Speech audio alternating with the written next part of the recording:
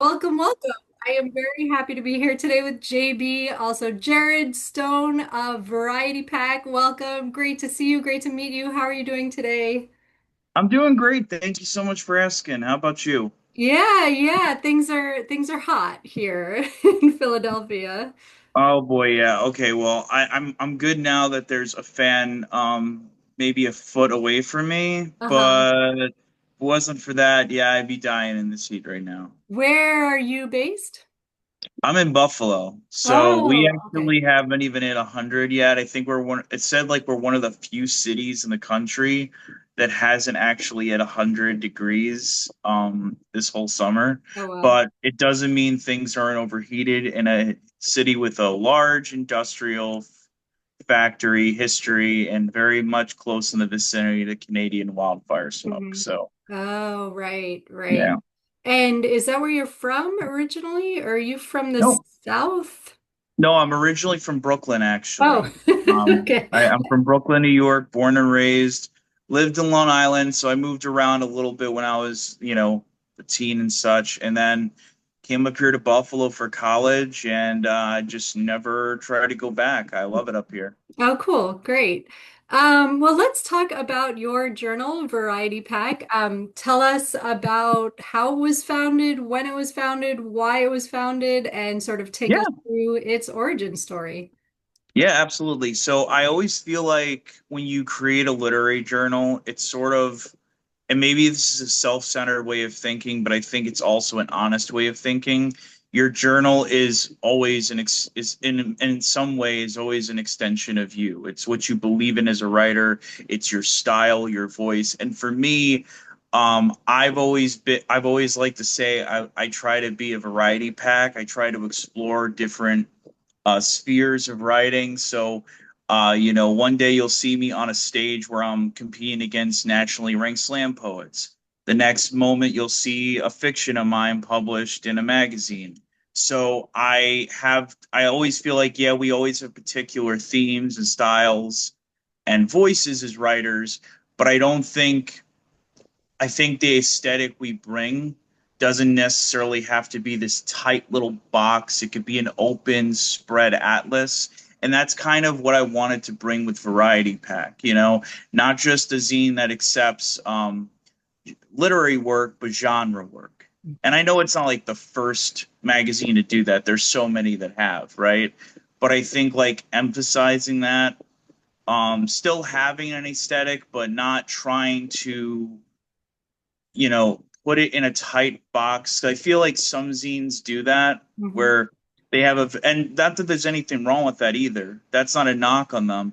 That's just their way of how they do it. They have a specific aesthetic that they're looking for.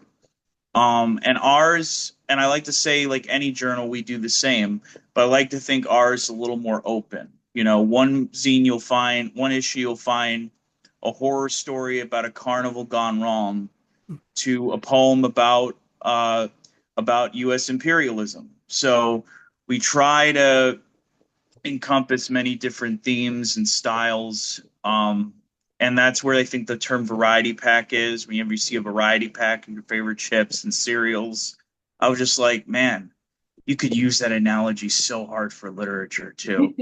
Um, like me, I read all types of zines, I read all types of books. Like, so I feel like when you make, again, it goes back to when you create a literary magazine, it's an extension of what you believe in. And what I believe in is that your voice is not one straight line. It's not one tiny box. It's a giant universe that you're just waiting to explore. Mm. Um, if that makes any sense, I know sometimes I meander a little bit about these No, things. it totally makes sense. And it's actually quite refreshing. And I'm wondering if you feel any kind of market pressure to specialize, because I think about this a lot, actually. Like there are those writers where you know what you're going to get from them, like Alice Munro or George Saunders. Yeah. You know their writing and you love it or you don't love it, but they do one thing and they do that one thing really well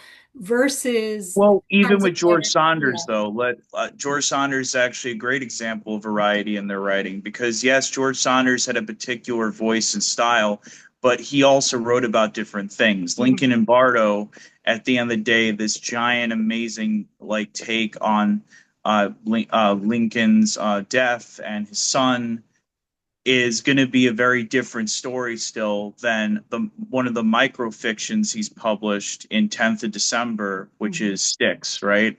Which is considered one of the hallmark microfiction pieces of our time.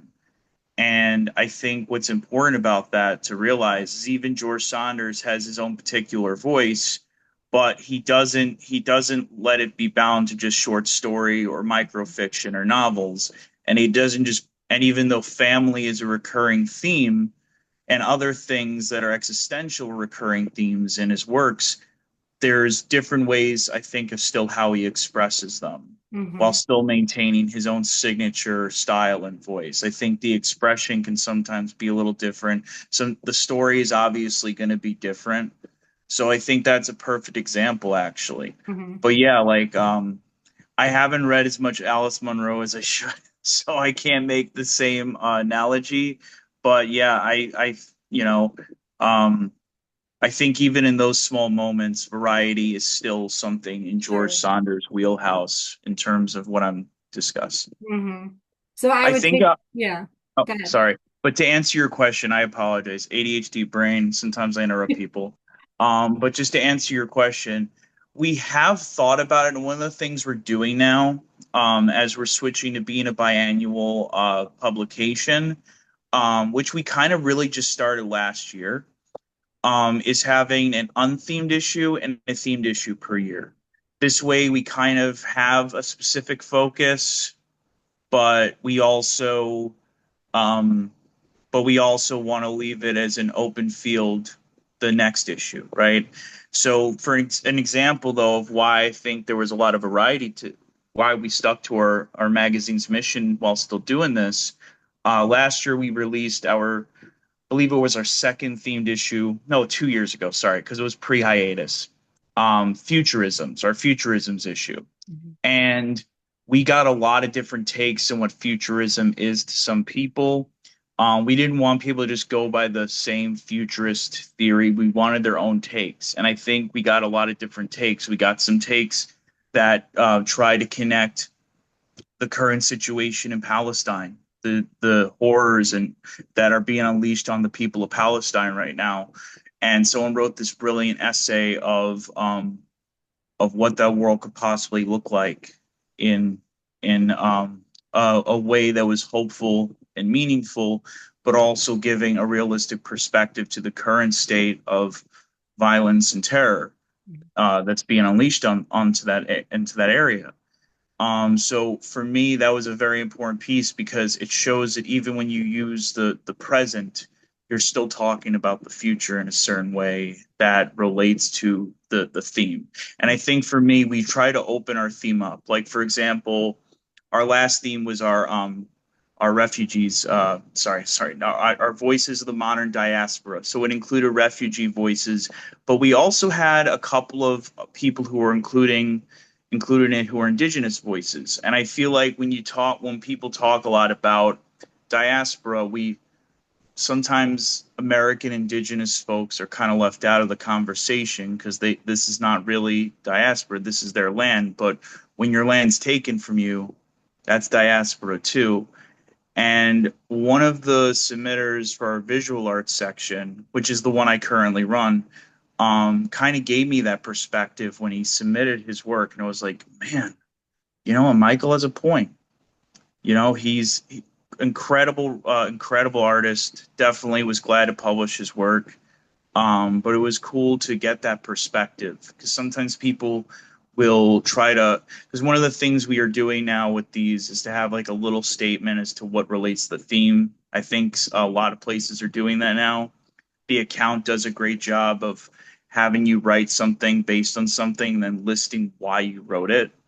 I always like anything that has like a little note that where you kind of add a little note so the editor can see what the meaning behind this is. I also don't think you should have to explain your work to someone. The work should explain it for itself.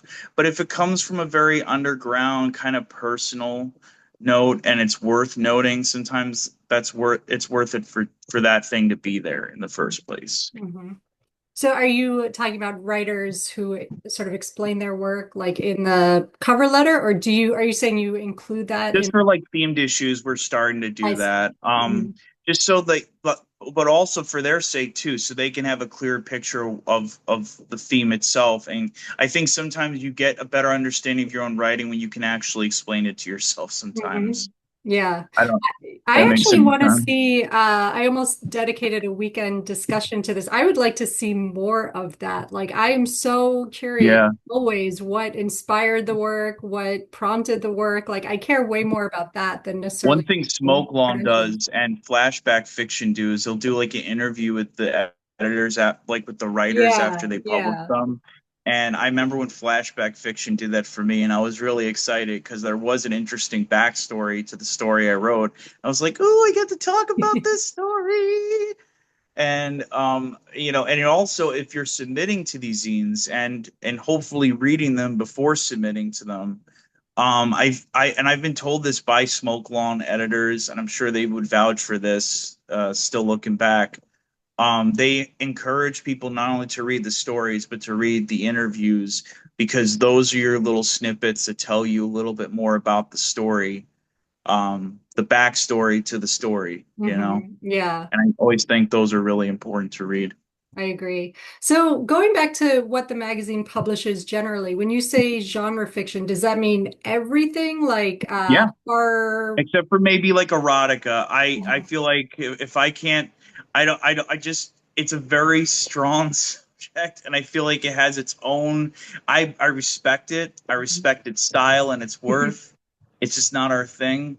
Aside from erotica and obviously the go-to no-nos, no gratuitous violence that no scenes that are no violence against women or marginalized groups or something, unless it's like from the marginalized group and it's used to make a certain point. There's even a line for that, right?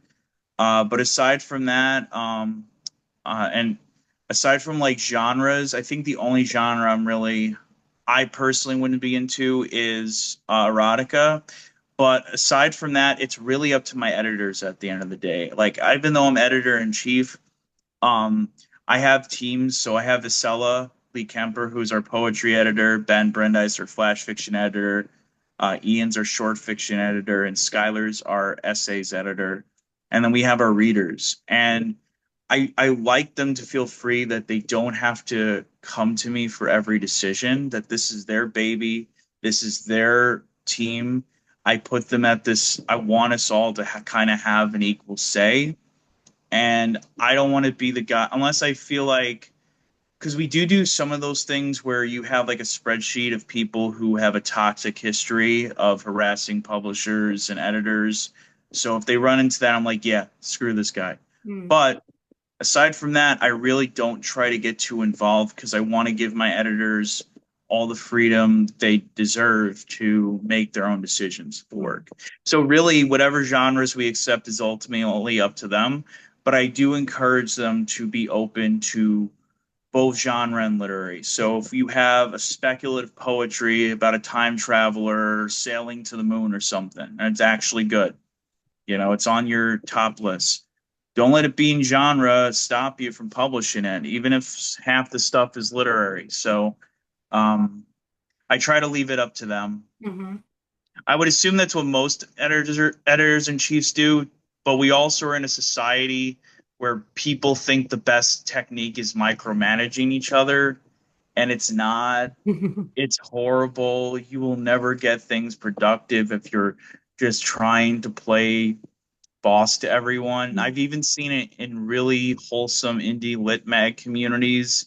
There was this one press where I'm not going to name names, but he kind of screwed things up when he started getting a little antsy and bossy with people in a sort of abusive way. And the whole press shuttered because of it, because no one wanted to work with him further. And for me, my editors are my team. Some of these people are family. Like, I started this with friends in my poetry community. Ben and I are like each other's mentors. Skylar is still a huge influence on my own poetics. So these are people I care about, and I want to make sure that at the end of the day, I'm sorry if I'm again meandering, going to a spiel here, but at the end of the day, I want them to have their own say in the work that comes to their slush pile, Mhm. you know? So do you try to balance the work? Let's say you get an abundance of sci-fi. Will you just publish the sci-fi because that's what you're getting, or do you try to, pull from every category? A lot of it is really in our short fiction when we get speculative work in general. So sci-fi, fantasy, we've published it, but it's mainly been in our short fiction. We don't really get a lot of we may have published only a handful of speculative poetry over the last 6 years now. Geez. Whew. Hmm. Man, we're hitting it. But yeah, 6 or 7 years since we started, October 2019. So yeah, Mark actually 7 years. No, no, that would be yeah, that would be seven. That would be 6 years. Yep. Okay. It's 2025. Sorry. It's Tuesday to some, but it's still like Sunday to me for some reason. Well, the time goes Um, fast. It's not always easy to know. But I would say for me, I we don't try to look at any percentages of genre or like some people do, like we want a percentage of this or that. It's just whatever comes our way and whatever we feel is right for the journal or that particular issue. Um, we I do want us to publish. I do have a percentage for the amount of Black, Indigenous, Latino, Latinx, Hispanic lives we publish, percentage for all the API folks we publish, um, and for the folks in the LGBTQI plus community and women that we publish, we try to have percentages for that. Because it's not just for getting some diversity checkpoint and then patting ourselves in the back and saying, "Hoorah!" Yeah, it's because their perspectives matter. Um, and I mean, I'm going to be honest, most of the best stuff we get is from those communities, but we get some really great work from everyone. And we definitely aim to publish anything that I think will fit what we already are accepting, I guess. Like if we have an issue where there's a certain pattern sometimes, and some journals do that, where there's not a theme, but at least a certain part of the aesthetic is being met, we might not take it, but it's not going to matter if it's speculative or literary. It's going to matter if it just fits within what the journal, what the issue is doing that season. So, say we have our fall theme coming out and we get a lot of poetry that kind of meets the moment. Some of the poems lining up are kind of not the same. We kind of want them to be different from each other. Some of them we kind of want the same messages, though. Right now, I feel more than ever, literary mag's got to buckle up and be political. Don't be afraid to have that poem about imperialism. If it's good, it's good, right? If it's good enough for your journal, it's good enough for your journal.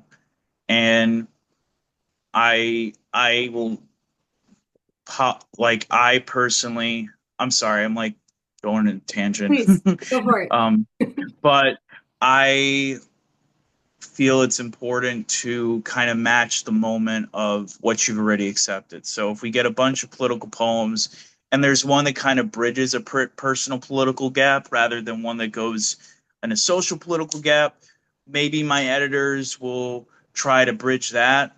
But I really, at the end of the day, I think it's what my editors and my readers want. Mhm. Um, I never am on the line and make those decisions. They send me their decisions. So I don't truly feel I could speak for Acela or Maddie or or Lauren or any of our readers for the decisions they make.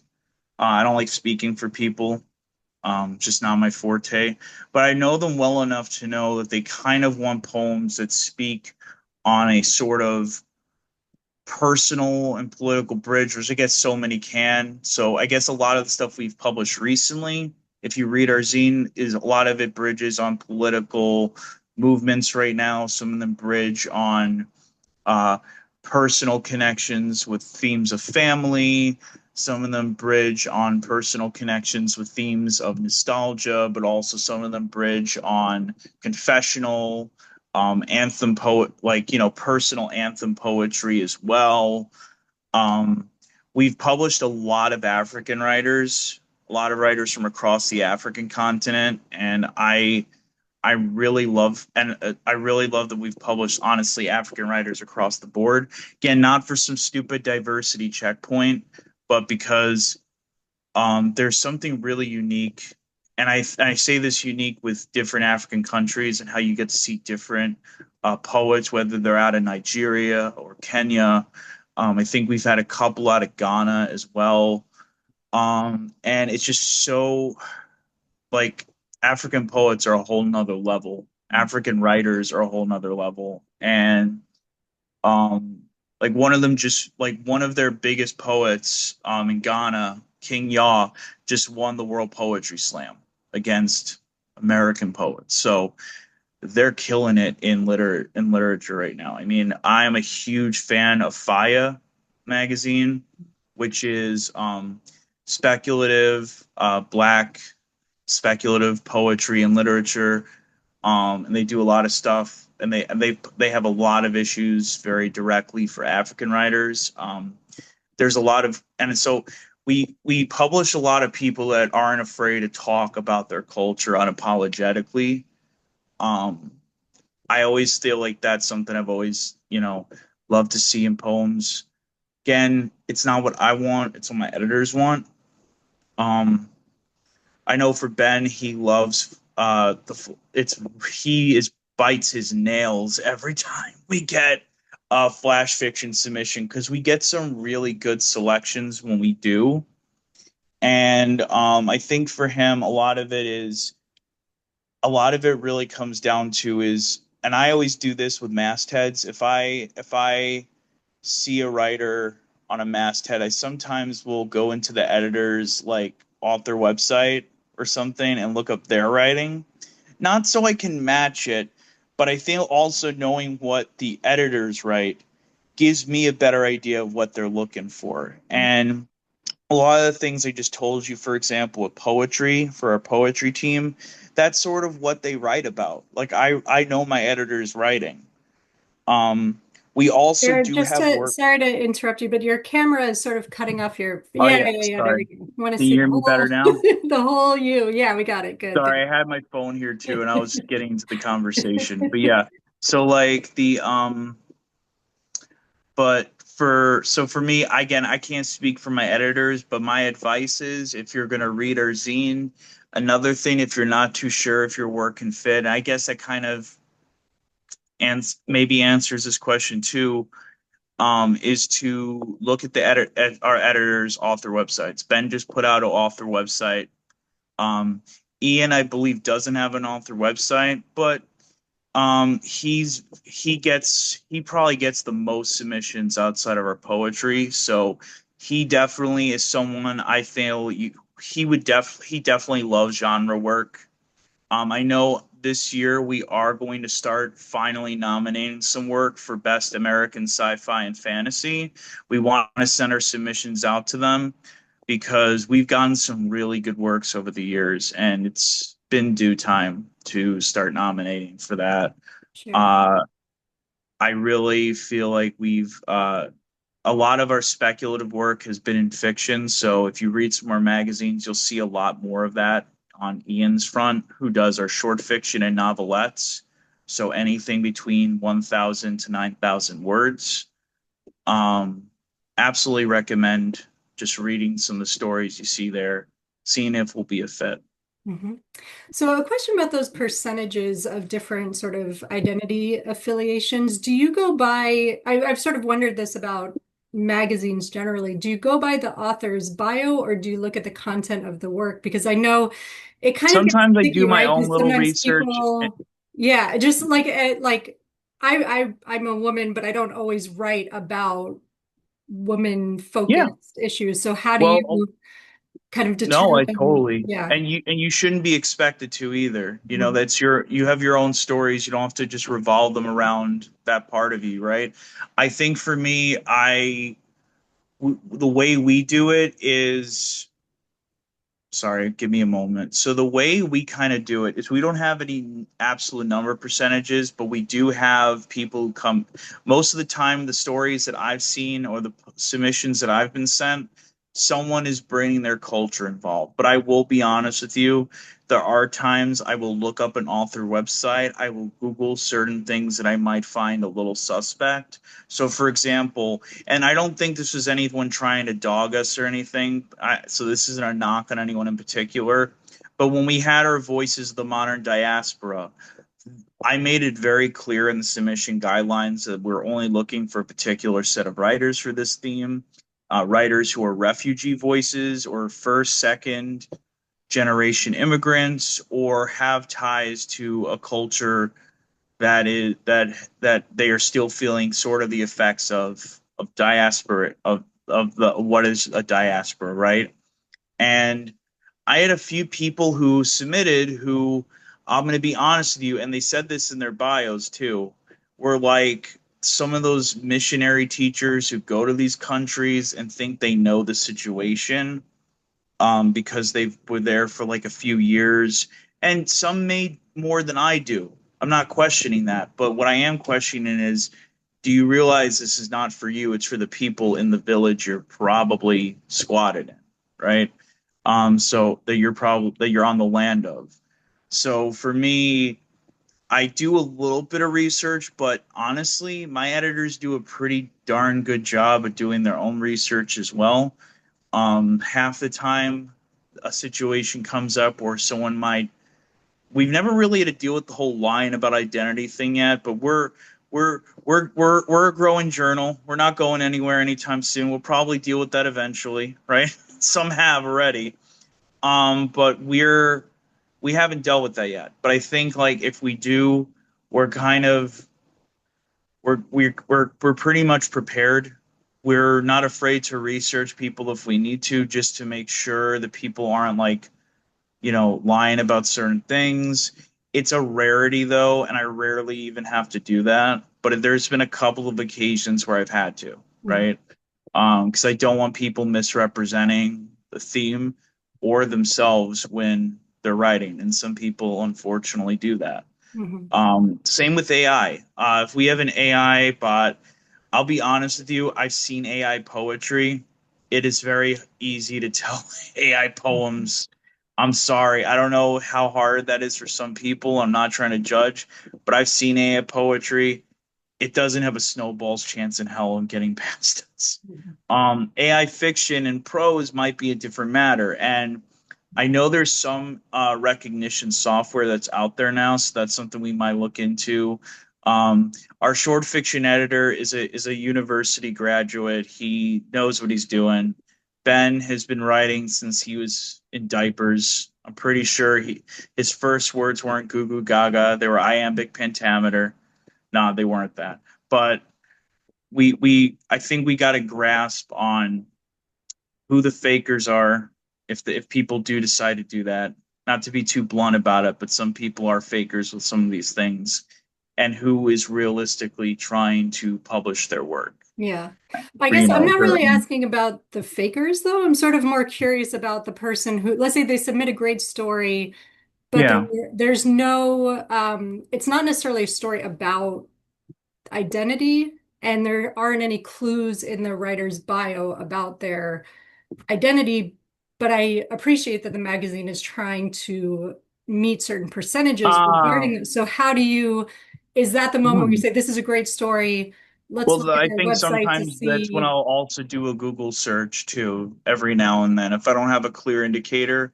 And I think that's why bios are also important. Sometimes they give us, it's not about determining if you're good enough because you of your publication credits, but I always feel a bio is an indicator of also kind of what you've done and who and what you are planning to do, more than it is about publication credits. 9 times out of 10, I will make bios a requirement. And if I don't get a bio right away, I have my editors try to reach out for one. But if the bio doesn't tell me anything, I do switch to sometimes just Googling the person, Googling the name. Their name is out in public. I don't think that's an evasion of who they are. If I'm just trying to make sure that I'm publishing something that has legitimate thing behind it. My other thing is too, I feel like even if they're not writing about their culture and say this is a marginalized person, but they're not, which they shouldn't be obligated to, by the way, write about their culture or include their culture in their work, which again is not an obligation, and I don't think it's going to deter any of us from reading it at all. I do think that there's certain ways to tell authenticity in someone's writing, and basically if the writing is good. There's great writers out there that sometimes fake it till they make it. Look at the Million Pieces guy, right? But it not and just from my experience, and I'm just saying mine, most of the people we've published have been pretty authentic enough in their writing where we can sort of tell they're writing from a place where they're writing about themselves. They don't need to include their culture. The other thing is too is it's not make or break if this person is of that culture. As long as we, you know, but this is also why it's important to have that same perspective in your masthead, right? So for me, I also look for the same in my masthead. So our poetry reading team is all women, all different backgrounds, different cultures. We're also going to be possibly taking on an indigenous reader for our poetry team and a couple of other people for our flash fiction reading team, which we need to get a few new readers for. So I plan to look at I trust my editors at the end of the day because they're the ones really looking at these things, making these decisions. And at the end of the day, I feel like they're really good at detecting and doing their own research when I don't need to. Because it really is their team, you know. So I don't want to get too involved where I'm kind of what's that word? Overbearing, you know. Um, I hope that answers somewhat of the question. I do apologize if I can't give you a full, like, direct answer, but I think it's just a complicated thing. You don't want to do too much research and evade someone's own identity and privacy. And I feel doing that too much can be a little unhealthy. This is also why I have editors to make those hard decisions. Not that they're doing it all for me, but it's because that's their team Mhm. and they deserve to have the right to make these determinations, to make these hard decisions. Sure.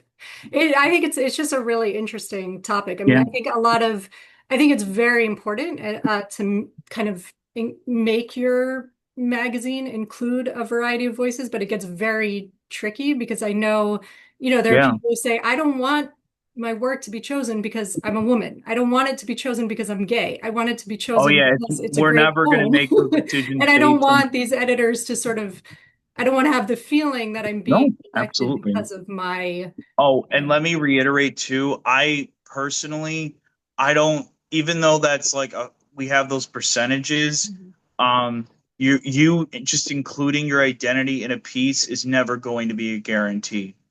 And I totally understand that. I'm sorry to interrupt, Becky. No, no, no, no, no, Um, no, not at but all. I hear you totally on this. I don't think if someone does a poem and they're a woman, for example, but they do a really good poem about a cat's journey through the hills of through the Wisconsin dells or something, and it's a good poem. I mean, I can't speak for my editors, but my editors aren't. I know my editors, my readers well enough to know they're not just going to publish it because it's about a woman. They're publishing it because they love the narrative poem about the cat that went through the Wisconsin dells and survived. Right? That's not an actual poem, but that would be a cool idea for a poem because there's a lot of stray cats out there. We like to see poems where there are happy endings too, right? But yeah, so I personally wouldn't trust my editors that they don't make decisions like that. And I do emphasize this with them. But these are like some of these people are grad students. Some of them are former poet laureates. They I trust my staff to know that they're not going to just base their decisions off of identity, but they're going to base it off the content. Hmm. And I think we've even mentioned that, identity is important, perspective's important, but if your content is terrible, or if your content maybe not even as terrible, is great, but not a fit for our journal, it's not a fit for our journal and a story. Hmm. And so also you mentioned work that touches on sort of social, socio-political issues, current events. Is that also something you're looking for, or do you like to have a balance with We like to have a balance. We like to have a mix. But we do have this one thing I like that we do called Variety for Justice. And if I could talk about that. So whenever you read any of our issues, before you even get to the contents page, we usually have a list of different mutual aids and chair and organizations that do a lot of work for marginalized communities. So workshops for Gaza, the Samir Project, some of the local organizations here in Buffalo, like Black Love Lives in the Rust, uh, Colored Girls Bike Too. And I'm not saying that we're like also the Tyler Lewis funds, which is goes towards the family of Tyler Lewis. For those who don't know, he was a young black man from Long Island who came up to Buffalo for school and was killed on the spot. Trigger warning, sorry, content warning, trigger warning. He was murdered on the campus of University of Buffalo North. And years later, the DA, the cops have done nothing at all for him, for his family.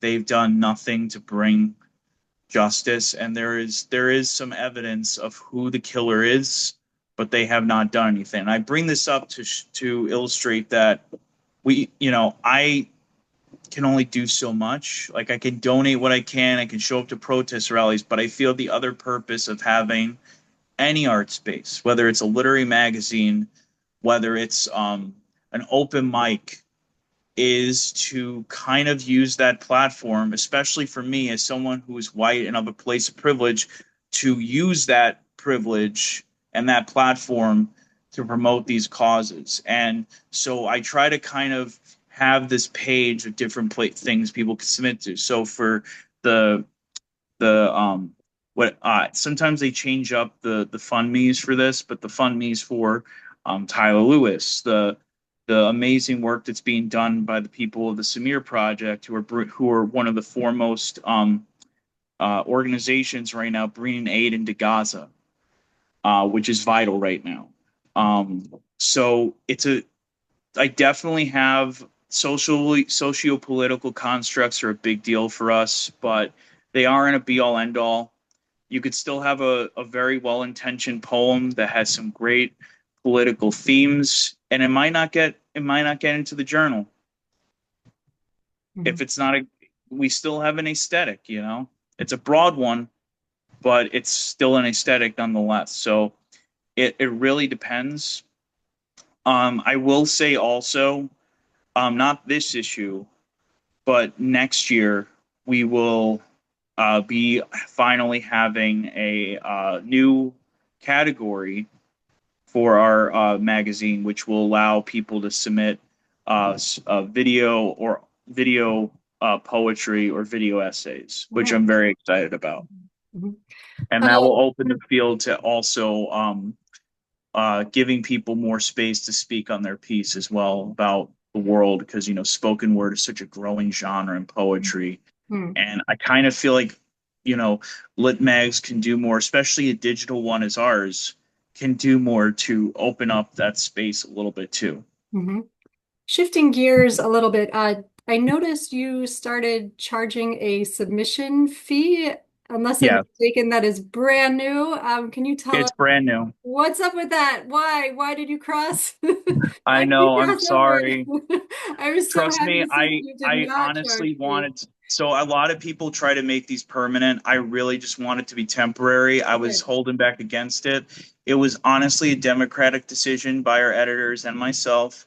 We all came to it together.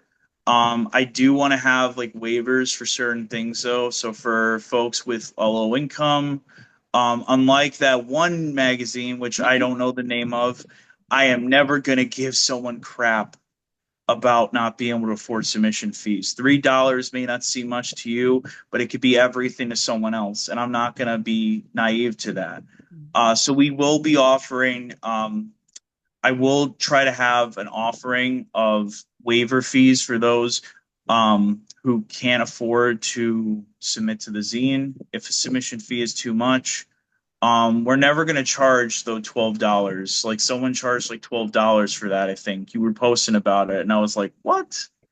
I'm sorry, I It don't was a mean to spill the. contest, I believe, to be clear, but Okay. But so we are also trying to raise money through our workshops and which I'm hoping will, if we have enough of them, that will eventually we won't have to charge anymore. But we are starting to charge a maximum of $3.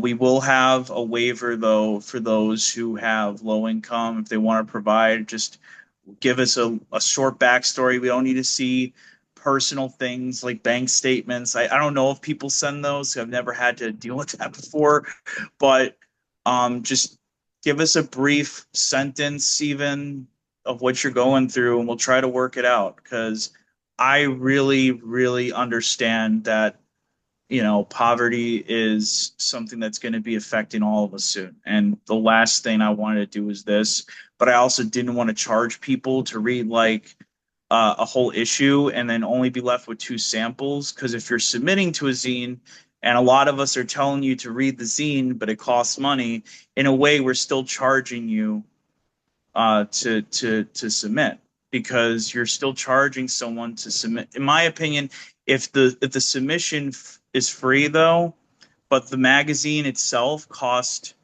maybe like $10. I don't care if I saw like a couple of samples. I just paid $10 to submit because a lot of people, yes, have the option to not submit, but it's like almost universal, I think, for a lot of editors that you don't just throw your putty against the wall and hope it sticks. You want to read every magazine you submit to. I firmly believe that. Mhm. So I will say I understand that some people might be a little upset about that, and I do apologize. I honestly truly want it to be a temporary thing. We are looking at also grants right now, but we are a small journal that doesn't have any funding. We don't have any corporate sponsors. So this is kind of our best temporary thing right now, Mhm. if that makes any Yeah, sense. But yeah, sure. I fully hear you. I validate all of your concerns about that. Mhm. And trust me, this was not easy for any of us to come Mhm. to.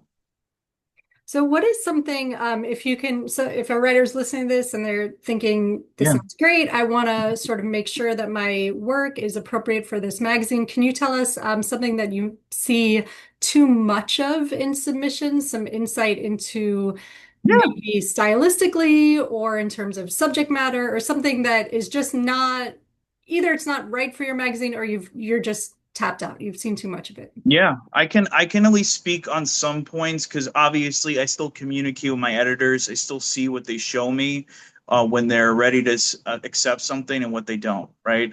I think a lot of it is people. I feel like when I read a poem, someone is explaining the poem for me in the poem instead of just instead of just trying to look at things like subtlety. Subtlety is important.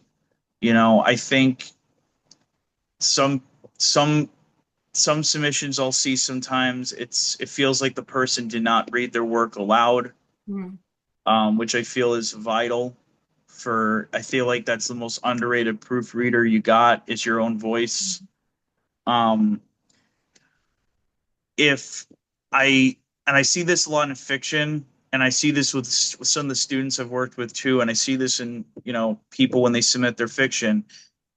Don't if you're especially flash fiction, if you're submitting flash, if don't let the one sentence explain say the same thing the previous sentence was saying. I'm being as I'm growing as a flash fiction writer myself, I'm learning things such as that prose matters in terms of economy, right? You want to be every word matters, every sentence matters. So if you have, like, for example, even the same word in the same sentence, like he was that of the people do that all the time. I've made those mistakes, so I know them firsthand. Mhm. I see them also. I also read for Split Lip as a flash fiction reader.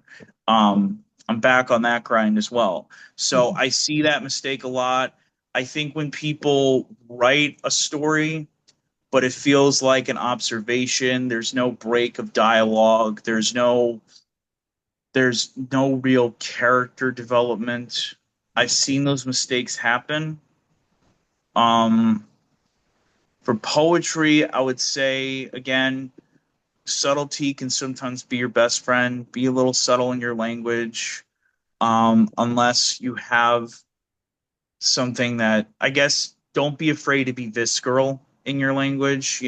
If you're talking about, and I get that's also kind of oxymoronic, right? Because visceral gives you so much detail. Being subtle doesn't give you a lot of detail, but kind of balance that, you know? Um, I try to think, I'm trying honestly to think what Acela and Maddie and Lauren would say. But I think also I'll also sometimes look at their submissions queue with their permission, of course, and I'll be like, if the poem isn't making me go fall from my chair in the first two stanzas, it might not get accepted. Mhm. But I also overreact to a lot of things. So you can't really trust my crazy self on that. I would say just send us your best. Mhm. If you've read the zine and you're confident your work is going to be a fit for what we've published in the past, believe in yourself, believe in your work. Roxane Gay once said, like, don't start off your submission saying, well, I don't know if this is going to be any good. Because, baby, if I can't trust it's going to be good, if you can't trust it's going to be good, how am Mhm. I going to trust it's going to be good? Right? Mhm. So believe in your work, believe in the story you're trying to convey, believe in the message your poem is trying to convey. Um, Also, just bring it to an open mic, Mhm. bring it to a writers group. Like I really feel like, spell check and grammar is not important to us. We can always correct things like that. It's overrated for me. I'm always fine with doing those. I just want to make sure that you read the zine, which we will never charge people to read, by the way. Mhm. Uh, and that you have assessed if your poem is a fit for it. So I know it's kind of a simple, basic answer, and I apologize. I'm trying to do my best and also kind of reading the minds of my own editors and what they're looking for. Um, For but yeah, I nonfiction, sorry, just to jump in, people always say I don't ask enough about nonfiction. So just yeah, nonfiction, please. personal essays. I'm gather you're not looking for reporting necessarily, No, mostly. we're willing to publish reportage Oh, if it okay. has, because I feel like reportage could sometimes have a personal element to it. And Yeah. I think our last issue, we actually had couple of articles published by a really brilliant prose writer. Um, Forgot their entire name. Hold on, Rowan Tate Mhm. published a couple of really good articles with us. So yeah, I'm also going to let you all know right now, we are absolutely taking in reviews and interviews, and we do pay for those. Those you will not have to also submit a fee for, because Duotrope doesn't even Duosima, which is our submission manager, doesn't even take reviews or interviews. So those are, and we do state that on the website, those are free. So if there's a book that you truly love and you don't just want to give it another star in Goodreads, you want to have a legit publish review, one you can get paid for, by the way, because we do pay for them. We will start paying for those. Um, the rate for those, since they're pros, technically is 20 an hour. I mean, not 20 an hour, sorry, 20 a piece. Um, and boy, I was saying 20 an hour, geez. But yeah, 20 a piece. So if you have a book you love, a recent theatrical production that you just had to write about, We even take visual art reviews, we take film reviews, television series reviews. Where I'm also, I will say our new reviews editor is Courtney. She's out in New Zealand, so if you're a New Zealand writer, especially, but she's not going to be biased, I promise. And also interviews too. So if you're looking to find a publication that will take your interviews or one that you might be interested in, we always are cool with like different author interviews. We've had interviews I've seen between zine editors, between a jazz musician, a biographer. So I'm always down for those. Um, and we also don't have a limit to how long the book's been out because review essays are also important. Reviews of books that may not have gotten the same clout 10 years ago that they deserved, those still matter, Mm-hmm. not just the book that's coming out 6 months from now. Sure. So, highly encourage you all to submit that if you don't mind. But we also, to match our new submission fee, we've also increased our pay in market from 10 to 13 for poets and visual artists, and to 23 for those submitting flash fiction, CNF, creative nonfiction essays and short fiction. Since there is no submission fee for reviews and interviews, we are going to keep that about 20. Is there anything you are currently actively looking for more of in submissions? It can be anything Yeah, genre-wise, subject matter. absolutely. Thank you so much for asking, Becky. Well, we definitely can use more reviews than interviews and visual art. I'm also the interim visual arts editor. So if you have friends in the visual arts community, absolutely we'll be looking to publish their work. We're those will have very those will probably have for me, I'm kind of even okay taking as many if need be because we haven't really had a lot.